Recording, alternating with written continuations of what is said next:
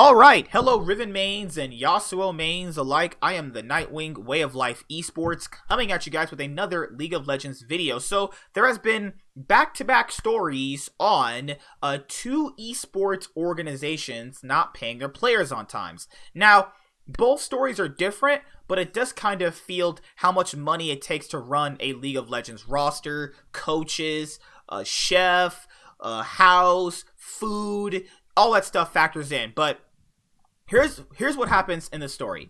Mega Esports was fined by Riot earlier on last week, around like Thanksgiving, and they fined Mega Esports for not paying their players on time.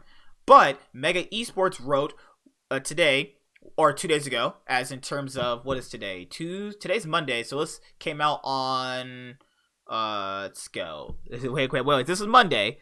Saturday this came out. Holy crap, I almost actually didn't know what 2 days behind of Monday was. Mega Esports wrote, "What Riot is doing to the LST makes it financially impossible to field a competitive team." Now, what Mega Esports later on further says is that Riot still owes them for money that they did not get from MSI 2019. Now, it's unclear if they got money from Worlds 2019 that they did participate in. And here's what they've said. "We have seen prize pools decline, domestic league seasons shorten or even disappear, and tournaments devolve into only online venues."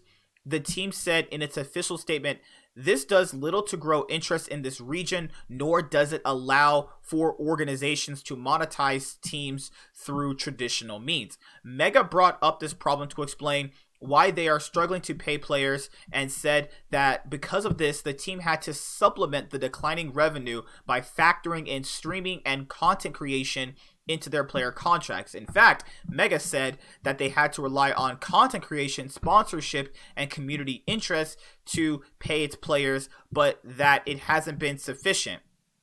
The statement also claimed that Mega was only a few months behind on its player salaries, not a whole year, as previously reported. The team also said that it paid its players bonuses for making it to Worlds. The management was also critical of Riot for kicking the team out of the league instead of finding ways to help the organization or its players. Mega also claimed that Riot hasn't given the team any prize money from its appearance at the mid-season invitational. So there's a lot going on with the story. Basically, Mega had to supplement the revenue by relying on sponsorship, content creation, and even Twitch streaming to obviously make up some type of revenue. And obviously, very dedicated fans are going to, donate to the players in terms of their content creation. It depends on how many views they get on videos. If they're, above 1,000 subscribers, we know if it's like a team like Mega Esports from a minor region, their YouTube channel is probably going to not even be anywhere near at least 10K. So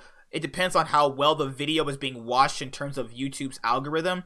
But if you're factoring in that they have to rely on content creation, streaming, and sponsorships to pay their players, and they're still basically paying them, they're just a few months behind, but Riot hasn't even paid them for MSI. And that's just how we're looking at the story. But remember, in terms of stories like this, you always want to make sure you're looking at both sides. And this is going to make things harder because remember, the OPL, the Oceania League, is also going through the same trouble as well. Riot is cutting the funding for the Oceanic League as well. And if they can afford to make all of these different leagues in Europe, I don't know why they can't afford to make all of these leagues better around the world so we get sufficient competition from the minor regions. If the minor regions had enough infrastructure the same way that even North America, LEC, LPL, and the LCK does, they would be a lot better, but the infrastructure is just not there, and not being able to pay the players is just going to be even worse at the end of the day. Then after that, GBM says Galatasaray Esports stalled out on his salary payment for the past 3 months. He also said that they are ignoring his request of any payment. Then the ambassador of the team tweeted out to GBM, and then he said, "GBM, hi, I always reply and message you. You will get the last part of your salary very soon. I wrote to you in detail. October 17th, we paid you 50% of the total salary. You write like you got nothing. Other teams delay salary, but GS players always tweet first, "We are trying our best." Then other players from the same organization that GBM was part of on the League of Legends team said that they also did not get paid either. And it's also unknown what is going to happen with the Galatasaray Esports League of Legends team, as a lot of players left the roster, and then there's now all of this surfacing. It's very unknown how these minor region leagues are actually going to be able to pay their players. Now, with that being said, this is something that we have to literally go through and think about. Where is the money going to really supplement in these minor leagues to really get league to be where it needs to be? Holy crap, I just dropped my phone. Why do people message me when I'm doing video? Yeah, around 5. Good lord. But yeah, that is what we're dealing with in terms of these two articles. All right, so moving on, there's other news I want to talk about. Schalke officially signs Dreams to its LEC roster. Dreams was on SK last year on SK Gaming, which is previously this year, because it wasn't last year because SK Gaming weren't in the LEC last year. Ha! I almost got you guys. But all jokes aside, Dreams is going to be playing with Forgiven, and that will make up most of the Schalke team. Abadage, Dreams, Forgiven, Otawamne, and all they need is a jungler. They might just pick a jungler out of solo queue. That's also something that might happen because, you know, Europe likes to do that. And then you have former LCK team MVP has disbanded. I remember MVP. Oh, that sucks. After falling back down to Korean Challenger League in 2019, former LCK team MVP has decided to disband its League of Legends roster ahead of 2020. MVP joined the LCK in 2016 when the team qualified through the summer promotional tournament against Kangdu Monster. That roster powered through 5 splits and peaked during the 2017 LCK Summer Split by finishing in 5th place. MVP's roster remained exactly the same throughout their short stint in the LCK. Every single player ended up leaving. However, after the team failed to qualify for the LCK in 2018, that was the toughest year yet for MVP, with the team earning consecutive 9th place finishes. The team competed in both the 2018 Kespa Cup and the following year in the Korean Challenger League with a new roster, but failed to find any success. MVP is one of many older Korean teams to have faltered or disbanded over the past couple of years. With an influx of new teams and younger players, a new era has effectively begun in the LCK. There's plenty of talent flowing into the region, and if some of these older teams lose a step or two, they could be replaced by the hottest new squads to hit the scene. MVP's departure shows that the professional Korean scene is still one of the most competitive regions in terms of professional play. If an organization struggles for a split or two, another team could easily push it out of contention. That is actually pretty sad that MVP disbanded. They were pretty bad, all things considered.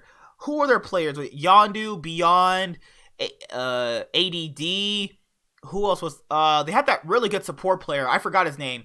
He was actually pretty good. The guy that got the Scion Quadra kill, that guy was good.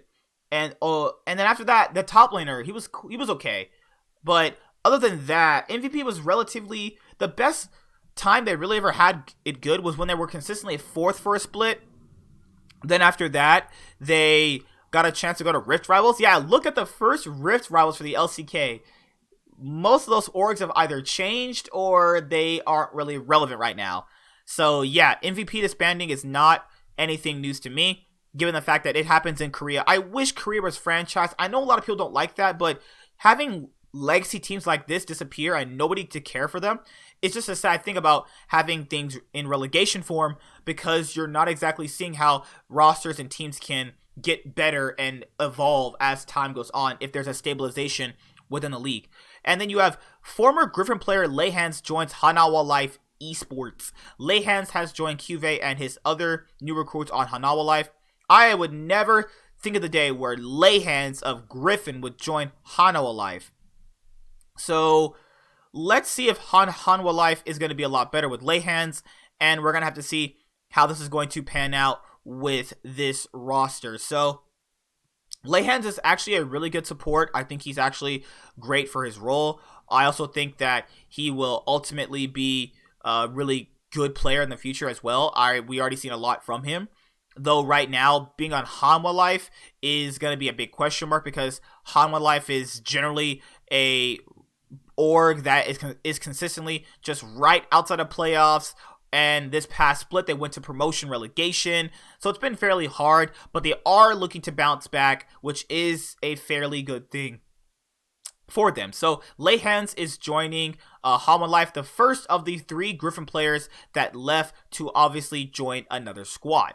And now we are going to be moving on to the next piece of this news. Thal, Songyun, and Lyra. What the heck? I didn't even click that. Oh, please let me click on this. Thal, Song, and Lyra are creating a new league team called Cerebral Gaming. Cerebral Gaming. Cerebral Gaming. I think I finally got the name right. They're looking for a mid laner and support. Thal played on SKT before. Then he played on Hanwha Life this past year. Their intentions are first to qualify for Challengers Korea, while the ultimate goal is to earn a spot in the LCK in the future. It'll be tough, though, since there are so many top-tier organizations moving into the Korean professional scene. And then, yeah, Lyra said he was not going to be playing in the LCS this year. He had been here for a long time anyway. It was pretty much about time that he eventually left. I kind of figured that he would leave after finally getting to Worlds and finally getting at least that portion of his career actually done. Thal last played for Hanwha Life Esports this year, while Songyun recently retired from pro play. Before his retirement, he was the bottom lane AD carry for Hanwha Life. Lyra, on the other hand, was previously a jungler for Clutch Gaming in 2018 and 2019. Each player had a down year in 2019, but they've come together to find more success in 2019. The team is still looking for a mid laner and support. Only players who are Grandmaster and above will be considered for the positions. Many people are interested to see how this team will perform since all 3 players weren't the strongest performers this year. They still clearly lack firepower, so they'll need to pick up some strong candidates to fill in their missing spots.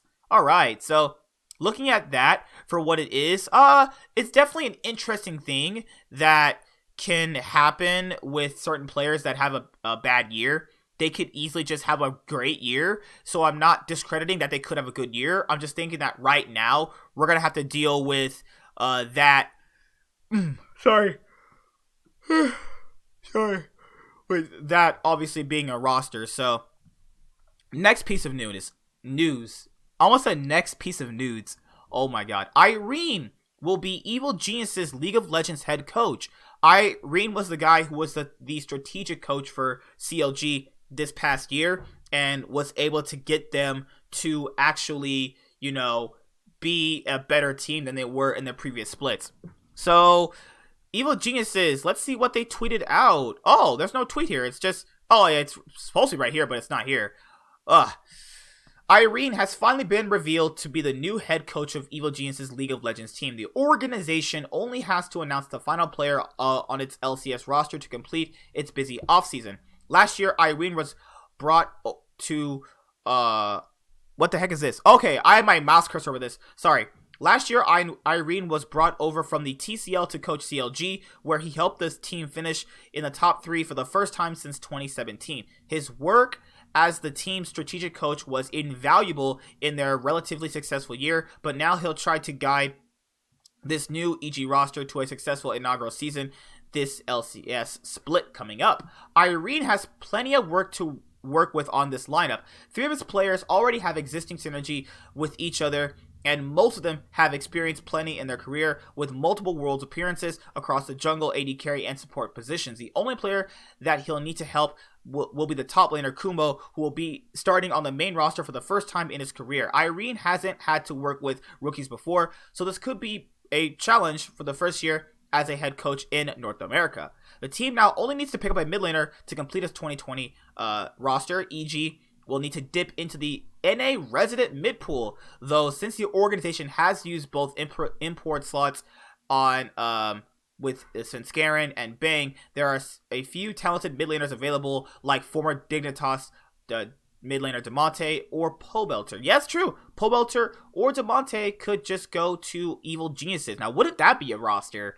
with Pole Belter and Demonte playing against former enemies in the Cloud9 players. But yeah, let's see where this is all going to finish off at. 100 Thieves adds Contratcz and Breezy to its academy team. So Contratcz was garbage tier. Absolute garbage tier. I am using this as a thumbnail pick because Contratcz played like such trash in 2018 and 2019. I was so sad to see a dip in that performance. He had so much promise, but now he's an academy player. That has to be something that automatically most people would probably expect. He played really bad, and most deaths for junglers, low jungle proximity, low wards, low objective control, just pretty much bad in every single scenario. 100 Thieves has started picking up some new talent to fill whatever. How was Contratcz new? He's been out since whatever. Contratcz has had plenty of LCX experience with Cloud9 and Golden Guardians, which makes him a great candidate to help guide some of the roster's younger players. Although he struggled a bit alongside Golden Guardians throughout 2018 and 2019, he's still only 20 years old. He could once more play in Academy and make the return to LCS roster later on in his career. That's very possible. It's very, very, very, very possible.